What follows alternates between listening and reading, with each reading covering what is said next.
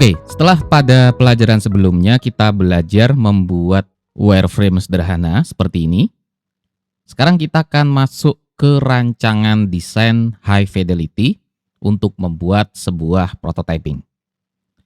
Langkah pertama yang perlu dilakukan itu adalah memilih warnanya terlebih dahulu. Dan untuk keperluan tersebut, kita akan buat satu halaman khusus yang bernama Style Guide. Di mana ini nantinya di dalam Canva Style Guide ini, saya akan menaruh warna, tipografi, dan lain sebagainya yang diperlukan di dalam desain prototyping high fidelity saya. Sekarang kita akan memilih sebuah warna terlebih dahulu. Warna apa yang idealnya digunakan untuk desain aplikasi kita. Pemilihan warna ini dapat dilakukan dengan banyak cara ya. Misalnya jika Anda membangun sebuah aplikasi baru yang belum memiliki karakteristik warna tertentu, maka Anda dapat membuat mood board-nya terlebih dahulu, lalu kemudian menentukan warna apa yang cocok dengan aplikasi yang Anda bangun.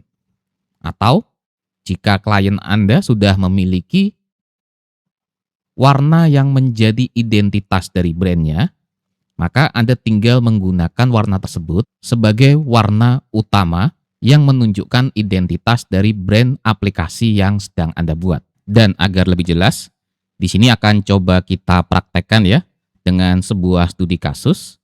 Misalnya di sini saya akan buat terlebih dahulu ya sebuah frame yang nantinya menjadi sebuah style guide.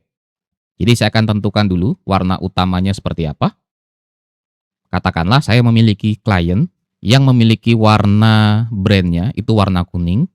Ini adalah warna yang cukup sulit untuk dijadikan sebagai warna identitas dari sebuah aplikasi.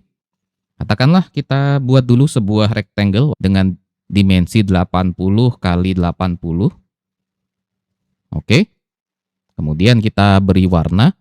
Di sini katakanlah warnanya saya pilih warna kuning ya. Atau RGB-nya dapat kita langsung tuliskan, katakanlah di sini F2 CC0C. Oke, warnanya kuning seperti ini. Nah, ini adalah warna utama. Jadi saya akan sebutkan di sini base color.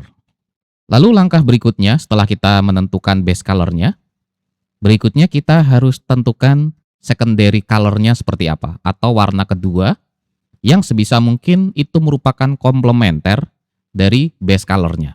Dan untuk keperluan tersebut, kita dapat memanfaatkan color wheel yang kita coba akses di sini ya. Katakanlah kita search Adobe Color, di mana pada Adobe Color ini terdapat beberapa tool yang dapat kita gunakan untuk mencari inspirasi warna yang cocok dengan desain aplikasi kita, atau dapat kita gunakan juga untuk menentukan warna yang menjadi komplementer atau warna yang dapat menjadi pendamping dari warna utama yang telah kita punyai. Kita akan coba terlebih dahulu. Di sini kita akan pilih grid. Dan sebagaimana yang Anda lihat, kita dihadapkan pada sebuah halaman yang berisi roda warna atau color wheel. Dan color wheel ini adalah tool yang dapat Anda gunakan untuk dapat memahami hubungan antar warna. Seperti misalnya warna komplement yang menciptakan warna yang berlawanan dengan kontras yang berbeda. Yang biasanya dapat kita gunakan untuk membuat button CTA atau call to action yang harus dibuat menonjol dengan background-nya. Misalnya dalam konteks ini, katakanlah kita memiliki warna yang telah kita tentukan ini. Kita akan set warnanya di sini. Kita pilih change color, lalu kita paste, dan jadikan ini sebagai base color. Kemudian selanjutnya pada color harmony dapat Anda pilih. Katakanlah kita pilih yang komplementer untuk mengetahui warna apa yang berlawanan dengan warna kuning yang menjadi base color kita. Dalam konteks ini, warna yang berlawanan ini adalah biru atau warna birunya seperti ini ya. Katakanlah kita gunakan saja warna ini 150CF2. Jadi saya copy. Kemudian saya gunakan sebagai warna yang kedua. Kita tuliskan 80 untuk dimensinya dan kita beri warna misalnya seperti ini. Namun Yang perlu Anda ingat, color wheel ini hanyalah sebagai guideline atau panduan dan kita dapat mengubah-ubah warna yang diinginkan sesuai dengan preferensi atau estetika yang kita rasakan. Misalnya untuk biru seperti ini, menurut saya terlalu terang jika dibandingkan dengan base colornya. Sehingga di sini kita akan coba customize dengan mengubah formatnya yang awalnya hex kita ganti menjadi HSL. Katakanlah kita ingin biru yang lebih gelap. Maka untuk L-nya kita perlu turunkan lightness-nya. Misalnya 30, oke, jadi lebih gelap. Atau kita naikkan sedikit menjadi 33. Ya, kurang lebih seperti ini. Lalu selanjutnya untuk hue kita juga perlu atur di mana hue ini adalah warna dasarnya. Di sini kita punya 242 ya. Saya akan geser sedikit ke kiri untuk menurunkan hue-nya, misalnya adalah 224 biar warnanya tercampur dengan biru muda dan hijau. Lalu selanjutnya untuk saturasinya kita dapat turunkan saturasinya, katakanlah di sini saya turunkan ya, namun ini sesuai dengan kebutuhan Anda ya. Katakanlah di sini saya turunkan menjadi 68. Oke, 68. Oke, jadi kira-kira warnanya adalah seperti ini, 1B3ABC untuk secondary color yang saya pilih. Kita akan tuliskan di sini sebagai secondary color yang saya punya. Oke, jadi di sini saya telah memiliki dua warna ya, base color dan secondary color. Jadi ini adalah salah satu implementasi ketika kita menggunakan color wheel, yang salah satunya dapat kita gunakan complementary untuk melihat warna yang berlawanan dengan warna yang kita pilih.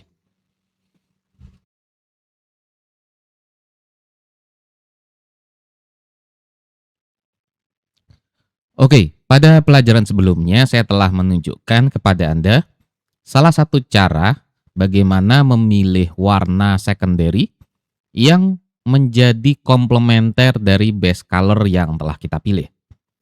Sekarang kita akan tunjukkan kepada Anda bagaimana mencari inspirasi warna yang dapat Anda gunakan di dalam desain aplikasi yang akan Anda bangun. Di mana di sini pada Adobe Color, Anda dapat masuk ke Data Explore, yang di sini terdapat berbagai pilihan warna yang dapat Anda gunakan. Dan Anda dapat cari di sini misalnya katakanlah sunset. Anda dapat memilih color palette sesuai dengan kebutuhan atau desain yang Anda rasa bagus. Lalu kemudian jika Anda pilih trends di sini, ini ada beberapa color palette yang banyak digunakan oleh desainer yang lain. Semua warna ini dapat Anda pilih sesuai dengan kebutuhan Anda. Hal yang sama juga bisa Anda dapatkan pada Canva Colors di sini, di mana pada Canva Colors ini memiliki beberapa fitur yang kurang lebih mirip dengan Adobe Color. Misalnya adalah Color Palette Generator, yang jika kita pilih di sini kita dapat mengenerate sebuah color palette berdasarkan sebuah foto atau sebuah gambar. Misalnya, di sini saya akan upload sebuah gambar dan secara otomatis Canva akan memilihkan elemen-elemen warna yang dapat Anda jadikan inspirasi dari gambar yang Anda upload. Lalu kemudian dari Canva Color ini kita juga dapat menggunakan Color Palette IDs, di mana sama seperti Adobe Color, kita dapat mencari inspirasi ragam color palette di sini. Anda dapat pilih mana yang cocok dengan preferensi Anda. Oke, lalu selanjutnya color wheel ini kurang lebih sama dengan Adobe Color. Begitu pula pada color meanings, kita dapat mencari arti atau simbolisme apa yang direpresentasikan oleh sebuah warna. Misalnya warna bright yellow ini, jika kita buka, kita dapat melihat arti dari warna kuningnya ini sebenarnya apa sih?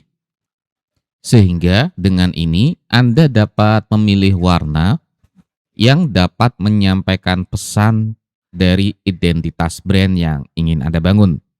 Oke, setelah sebelumnya saya telah memilih base color dan secondary color, di mana sesuai best practice, sebaiknya kita memilih hanya 2 atau 3 warna utama saja. Maka di sini kita kurang satu warna lagi yang nantinya berfungsi sebagai warna netral yang akan kita gunakan sebagai background. Jadi untuk keperluan tersebut, saya akan buat sebuah rectangle baru di sini dengan ukurannya adalah 80 kali 80. Lalu kemudian untuk warnanya kita set warna kuning. Jadi saya akan copy dan pindahkan ke sini. Warnanya misalnya F2CC0C.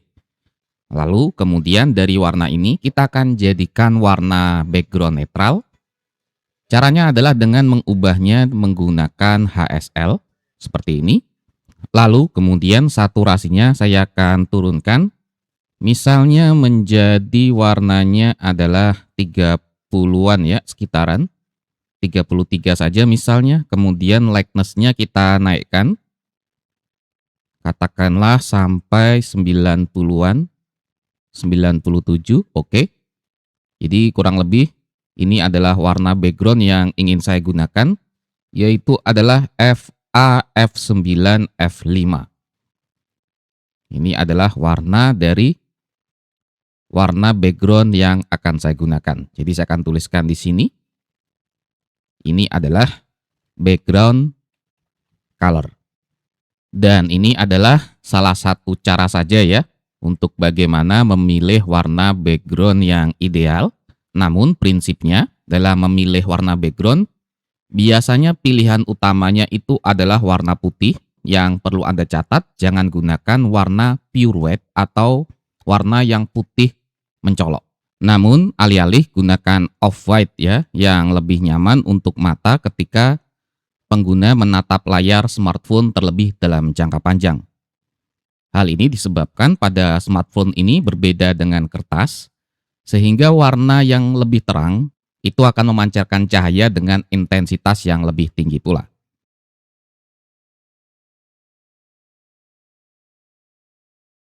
Oke, setelah sebelumnya kita telah memilih warna untuk background, sekarang kita akan pilih warna apa yang cocok untuk warna background ini. Dan untuk keperluan tersebut, kita akan buat terlebih dahulu satu kotak baru. Jadi kita akan buat rectangle di sebelahnya lagi dengan size-nya adalah 80 kali 80. Misalnya di sini kita akan gunakan warna kuning untuk awalan. Lalu selanjutnya kita edit menggunakan HSL. Katakanlah untuk saturasinya itu kita kurangin menjadi 14. Oke. Lalu kemudian untuk lightness-nya harus lebih gelap. Jadi kita perlu turunkan dari 50. Misalnya kita turunkan hingga di angka belasan lah ya. Oke, di 14 mungkin. Atau kita turunkan hingga 10. Jadi lebih mendekati warna hitam, yaitu adalah 1D, 1C16.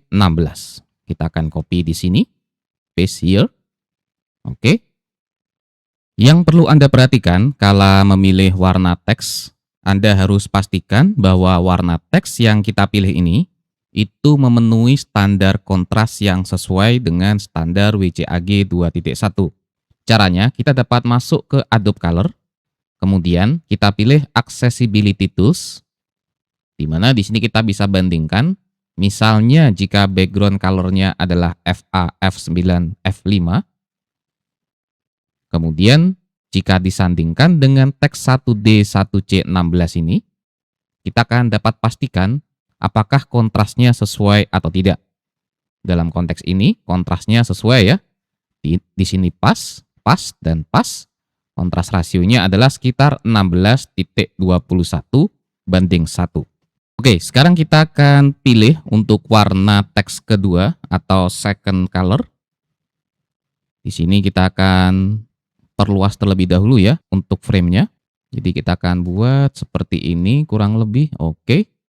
Kemudian kita akan copy paste saja. dan kita paste di sebelahnya.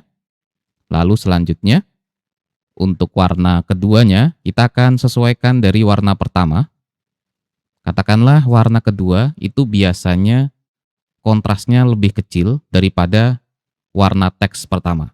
Karena biasanya digunakan untuk subheading atau hal-hal yang disengaja agar tidak bersaing dengan teks utamanya. Untuk keperluan tersebut, kita akan atur saturasinya di sini, misalnya harusnya lebih kecil lagi.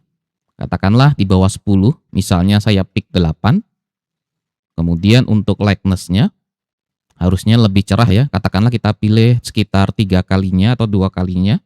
Misalnya 25 atau 30. Oke, seperti ini. Jadi nilainya adalah 535146. Kita akan copy. Dan selanjutnya kita cek apakah rasionya lebih kecil daripada teks utamanya. Harusnya jika kita paste di sini, awalnya adalah 16.21 untuk teks primerinya. Sedangkan untuk teks secondary itu harusnya lebih kecil. Oke, berhasil ya. Jadi sekitar setengahnya, 7.57 banding 1. Oke.